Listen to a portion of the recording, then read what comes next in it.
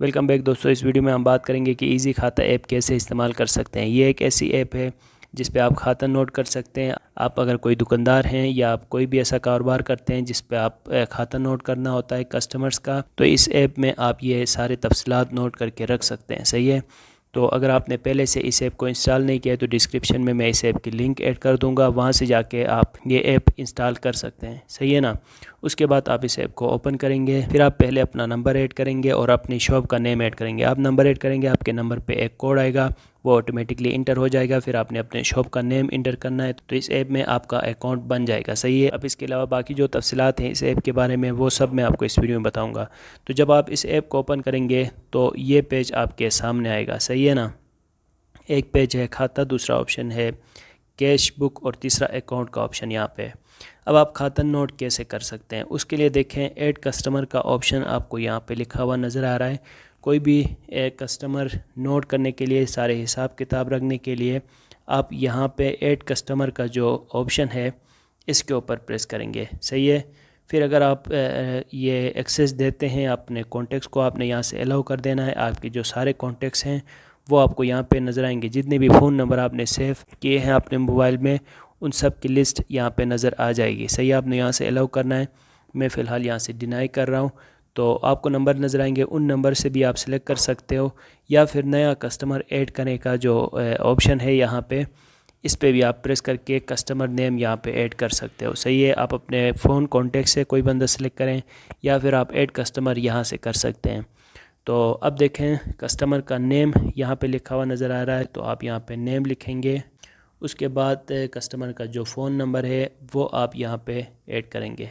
सही है ना। उसके बाद नेक्स्ट पे प्रेस करें तो आपका जो कस्टमर है वो यहाँ पे ऐड हो जाएगा।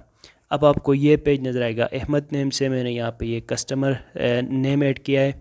अब उसका जो खाता है वो नोट करने के लिए यहाँ पे दो ऑप्शंस नज़र आ रहे हैं। ऊपर देखें RS0 है। सही है। तो अब जो दो ऑप्शंस हैं इसमें आपको एक ऑप्शन आपको नज़र आएगा मैंने दिए और दूसरा मैंने लिए हैं। सही है। मतलब जो आप सामान देंगे जितने पैसों का वो आप यहाँ पे नोट करेंगे और उनमें से जितने पैसे आगे बंदे ने दिए हैं वो आप यहाँ पे ऐड कर सकते हैं। अगर आगे से उसने कुछ भी नहीं दिया है तो आप ज़ीरो नोट कर सकते हैं। तो पहले आप मैंने दिए पे सेलेक्ट करें, जितने कीमत के, जितने अमाउंट के आपने चीज़ें उनको दिए हैं अपने कस्टमर को, वो आप यहाँ पे ऐड करेंगे। जैसे कि 300 मैंने ऐड किया। अब देखें नीचे तफसील, अगर इसके बारे में डिटेल लिखना चाहते हो कि ये सामान आपने भेजा है या फिर कौन सा सामान आपने भेजा है, वो आप यहाँ पे लिख सकते हैं। तारीख खुद ब खुद यहाँ पे नोट होगी। और ऐड बिल्स भी आप यहाँ पे पिक्चर्स लेके जो आप बिल बनाएंगे वो भी आप यहाँ पे ऐड कर सकते हैं। सही है। तस्वीर भी आप यहाँ पे रख सकते हैं। तो जितने का सामान आपने दिया है वो कीमत आप यहाँ पे लिखेंगे। जैसे कि मैंने 300 लिया, लिखा यहाँ पे, फिर मैंने दिए के ऊपर प्रेस करेंगे तो 300 यहाँ पे ऐड हो गए हैं। और अब आगे मैंने लिए में फिर आगे बंदे से जितने पैसे लिए हैं वो आप यहाँ पे ऐड कर सकते हैं। जैसे कि मैं यहाँ पे ऐड करूँ 100 मैंने यहाँ से ऐड किया। सही है। मैंने लिए के ऊपर, तो अब देखें 200 उसके ऊपर आपका जो खाता है वो 200 ऊपर RS पे लिखा हुआ नज़र आ रहा है।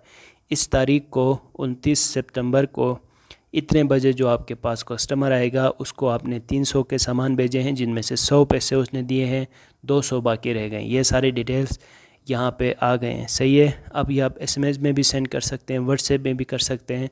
और अगर आप ये रिपोर्ट्स एंड में जब आप कंप्लीट खाता नोट करेंगे, ऐसे में आप यहाँ पे PDF में डाउनलोड करना चाहें तो यहाँ से कर सकते हैं। अब 200 जो इसके पास खाता रहता है उसके सामने वसूली लिखा आपको नज़र आएगा।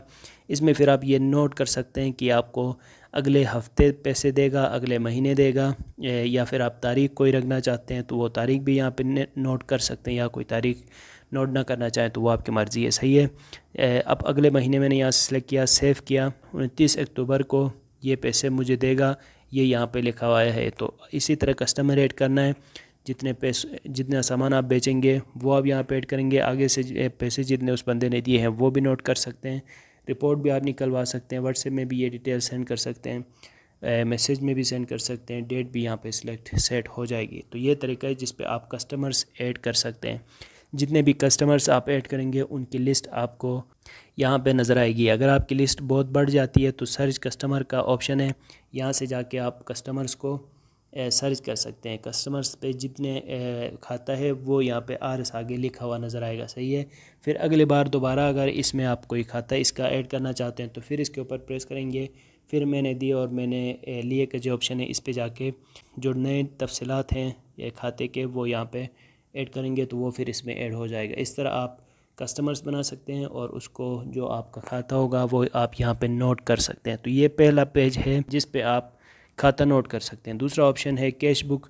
अब इसमें फिर आप कैश के लेन देन में जो हिसाब रखना चाहते हैं वो आप यहाँ से कैश आउट और कैश इन के इस ऑप्शन पे जाके रख सकते हैं, सही है ना। टॉप में आपको एक लॉग नज़र आ रहा है, इस पे प्रेस करके आप बैकअप ले सकते हैं। बैकअप में ये होगा कि आप फ़ोन बदलेंगे या फिर आपकी फ़ोन से ये सारे डिलीट हो जाएं तो इस बैकअप से आप दोबारा वो सारे रिस्टोर कर सकते हैं। तो ये ऑप्शन है कैश बुक का। तो ये दोनों ऑप्शन मिल जाते हैं, फिर आपके अकाउंट के तफसीलात यहाँ पे एंड पे मिल जाएंगे। तो ये दो ऑप्शंस हैं दोस्तों इजी खाता ऐप में, जिसको यूज़ करके आप कस्टमर्स का खाता यहाँ पे नोट कर सकते हैं। उम्मीद है आपको वीडियो अच्छी लगी होगी। इस ऐप के बारे में अगर आपका कोई सवाल है तो आप कमेंट में पूछें।